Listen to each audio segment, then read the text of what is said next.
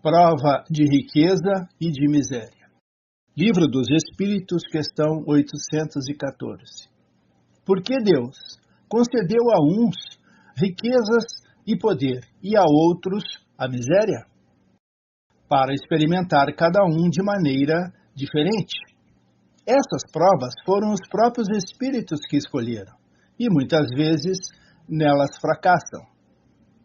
259.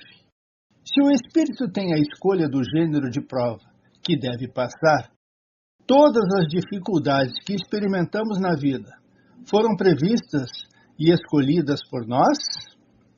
Escolhemos os gêneros das provações. Somente os grandes acontecimentos que influem na existência estão previstos. 264. Como o Espírito escolhe as provas que quer suportar? Ele escolhe as que pode ser para ele uma expiação, pela natureza de seus erros, e lhe permitam avançar mais rapidamente. Uns podem, ao escolher se impor uma vida de misérias e privações, para tentar suportá-la com coragem. Outros querem se experimentar nas tentações da riqueza e do poder, muito perigosas, pelo abuso e o mau uso que delas se pode fazer, e pelas paixões inferiores que desenvolvem.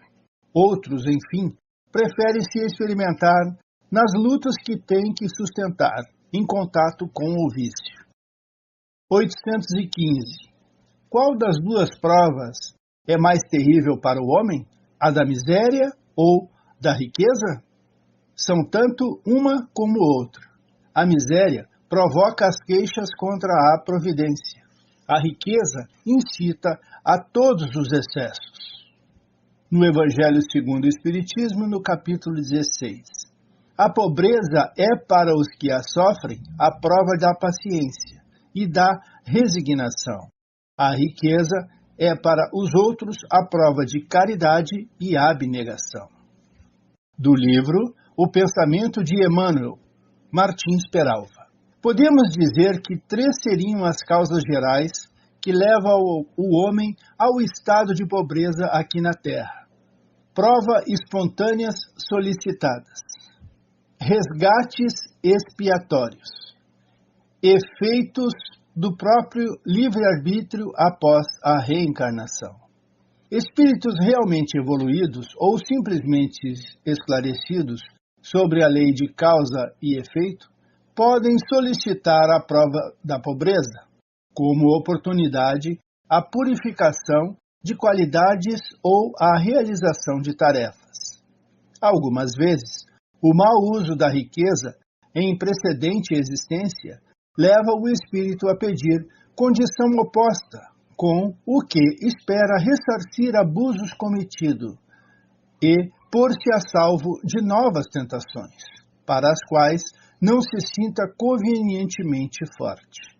As provas solicitadas resultam de méritos do espírito, que pode, inclusive, escolher ambiente social e grupo familiar para neles realizar a experiência de que se julga necessitado.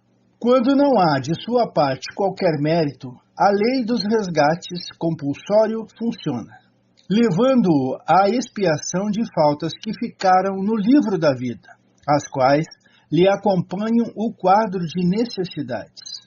Bons são os resultados da pobreza, resignadamente suportados, não a acomodação. Maus, quando suportados com revolta.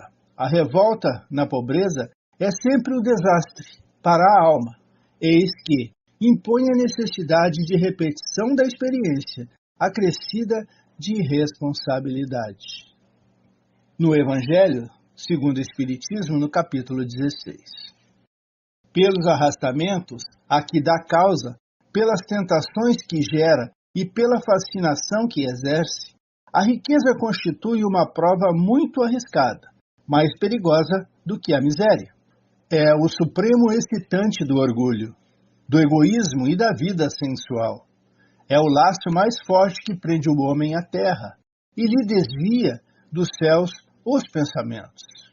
Quando Jesus disse ao moço que o inquiria sobre os meios de ganhar a vida eterna. Desfazes de todos os teus bens e segue-me. Não pretendeu, de certo, estabelecer como princípio absoluto que cada um deva despojar-se do que possui e que a salvação só a esse preço se obtém, mas apenas mostrar que o apego aos bens terrenos é um obstáculo à salvação. Livro dos Espíritos, 816. Se o rico tem mais tentações, não tem também mais meios de fazer o bem? É justamente o que nem sempre faz. Torna-se egoísta, orgulhoso e insaciável. Suas necessidades aumentam com a riqueza e ele acredita nunca ter o suficiente. Kardec comenta: neste mundo, tanto as posições de destaque quanto a autoridade sobre seus semelhantes são provas tão arriscadas e difíceis para o espírito quanto a miséria. Quanto mais se é rico e poderoso, mais se tem obrigações a cumprir, e maiores são as possibilidades de fazer o bem e o mal. Deus experimenta o pobre pela resignação, e o rico pelo uso que faz de seus bens e de seu poder. A riqueza e o poder despertam todas as paixões que nos ligam à matéria e nos afastam da perfeição espiritual. É por isso que Jesus ensinou: em verdade vos digo que é mais fácil um camelo passar pelo buraco de uma agulha do que um rico entrar no reino dos céus. Do livro O Consolador, Emmanuel, questão 65. O homem que guarda a responsabilidade nos cargos públicos da terra responde no plano espiritual pelas ordens que cumpre e faz cumprir? A responsabilidade de um cargo público pelas suas características morais é sempre mais importante que a concedida por Deus sobre um patrimônio material.